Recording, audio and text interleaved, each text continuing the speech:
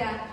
Play, play, have some vertical, play, play, hold the corner and play, play, stick or fruit, play, soil, sand, sand, have some vertical, sand, sand, having waters and sand, sand, water bubbles and juice, sand is soil.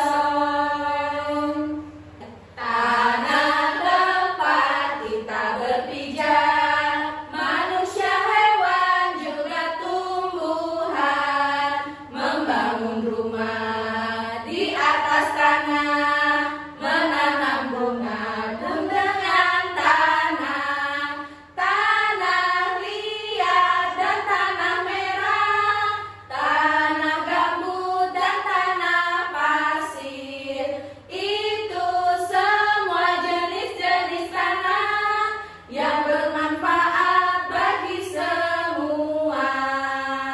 Bismika Allahumma ahya wa bismika amut.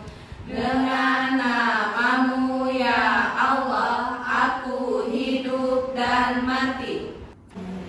Assalamualaikum warahmatullahi wabarakatuh. Good morning friends, how are you today?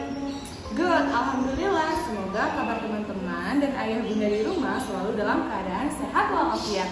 Nah, hari ini sama Miss Evi kita akan belajar tentang jenis-jenis tanah atau dalam bahasa Inggris type of soil. Apa teman-teman?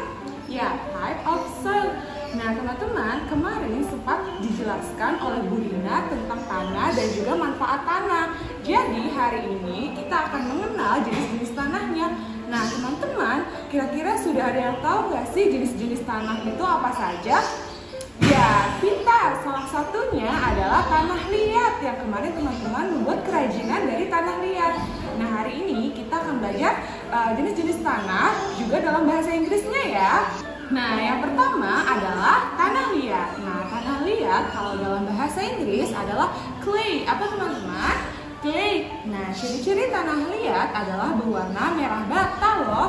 Kemudian, tanah liat mempunyai sifat yang lengket. Nah, tanah liat juga dapat bermanfaat untuk membuat atau menjadi salah satu bahan membuat kerajinan seperti gerabak, lalu ulekan yang biasa buat masak, kemudian juga bisa membuat genteng loh teman-teman. Dan contohnya seperti kerajinan kemarin yang teman-teman buat di rumah.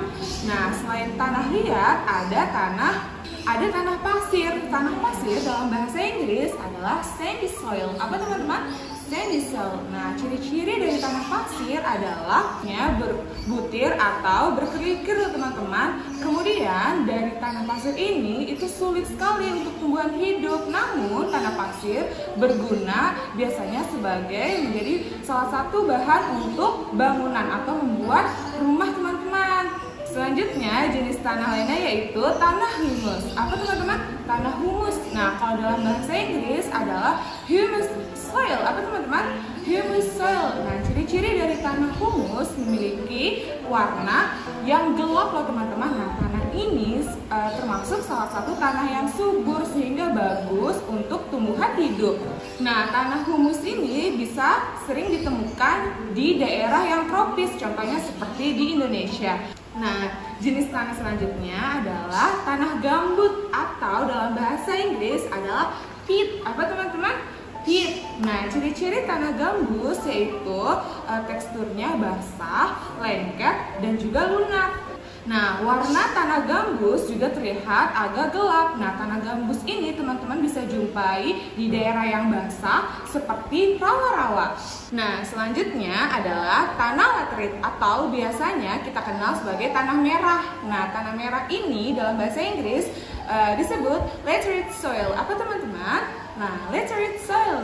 Nah, ciri-cirinya adalah berwarna merah atau kecoklatan. Kemudian tanah ini dapat menyerap air dan tekstur tanah merah ini atau tanah laterite ini adalah padat dan kokoh. Karena teksturnya padat dan kokoh sehingga tanah ini bagus untuk menjadi bahan fondasi membangun rumah. Nah, selanjutnya adalah tanah kapur. Tanah kapur dalam bahasa Inggris adalah limestone soil. Apa teman-teman? Limestone soil. Nah, teman-teman pernah lihat tanah kapur sebelumnya?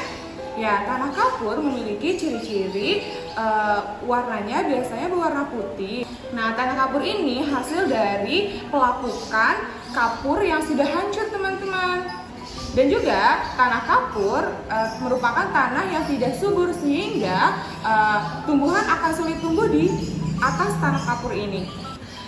Dan yang terakhir adalah jenis tanah yaitu tanah vulkanik atau dalam bahasa Inggris adalah volcanic soil. Apa teman-teman?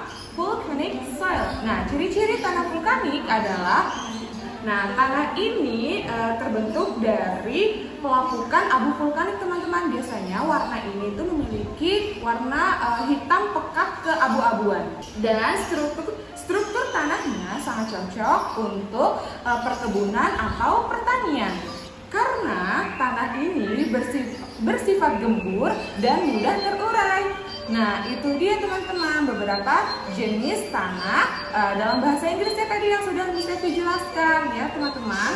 Nah teman-teman, hari ini Miss Evi akan menjelaskan untuk tugas hari ini. Nah teman-teman sudah diberi kompon sama ibu guru yang seperti ini. Nah teman-teman bisa keluarkan ya. Nah hari ini Miss Evi tugasnya akan jelaskan mulai dari kelas PAUD, kelas TKA dan juga kelas TKB. Hari ini kita akan mewarnai komponnya menggunakan pewarna makanan yang dicampur lem ya teman-teman. Oh ya teman-teman, jika teman-teman di rumah memiliki cat air, teman-teman juga bisa menggunakan cat air untuk mewarnai komponnya. Nah sekarang Miss Evi jelaskan dulu ya bagaimana mencampur pewarna makanan dan lem untuk mewarnai komponnya.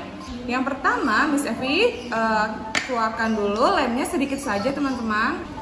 Kemudian Miss Evi akan campur pertama dengan warna merah tua. Nah teman-teman boleh menggunakan warna apa saja ya, sesuai kreasi teman-teman. Nah setelah kita beri pewarna makanan di lemnya, kita aduk menggunakan kuas. Kita aduk hingga warnanya tercampur dengan rata. Nah setelah tercampur dengan rata warnanya, lalu kita warnai pewarna makanan ini ke komponnya.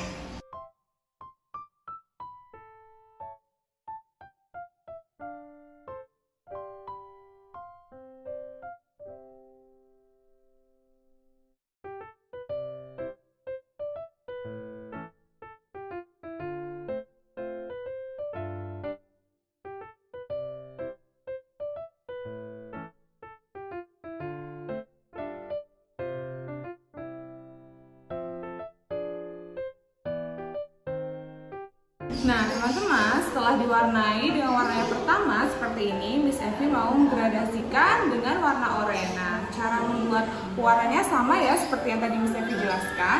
Oke, kita warnai.